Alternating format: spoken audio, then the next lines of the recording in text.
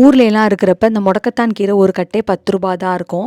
முடக்கத்தான் கீரை பக்கத்தில் பிரண்டை அந்த மாதிரி தான் வச்சு வித்துட்ருப்பாங்க. அதை வாங்குறது கூட யாருமே போமாட்டாங்க.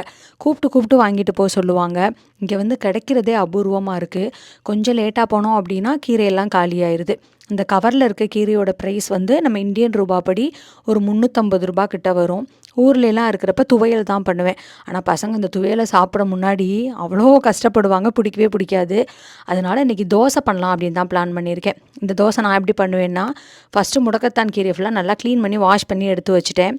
ஒரு கடாயில் எண்ணெய் ஊற்றிட்டு ஜீரகம், மிளகு, காஞ்ச மிளகா, ஒரு 2-3 பல்லு பூண்டு, ஒரு 6-7 சின்ன வெங்காயம் 1 பை 1 போட்டு நல்லா வதக்கிட்டு க்ளீன் பண்ண கீரையும் போட்டு நல்லா வதக்கிடுங்க. அது ஆறுனதுக்கப்புறம் மிக்சியில் கொஞ்சமாக தண்ணி ஊற்றி நல்லா அரைச்சிட்டு தோசை மாவோட கலந்து நம்ம தோசை ஊற்றிக்கலாம். டேஸ்ட் ரொம்ப சூப்பராக இருந்துச்சு. பசங்களுக்குமே ரொம்ப பிடிச்சிருந்தது. அதுதானே நம்மளுக்கு வேணும். நாளைக்கு பார்க்கலாம். தேங்க்யூ. பாய்.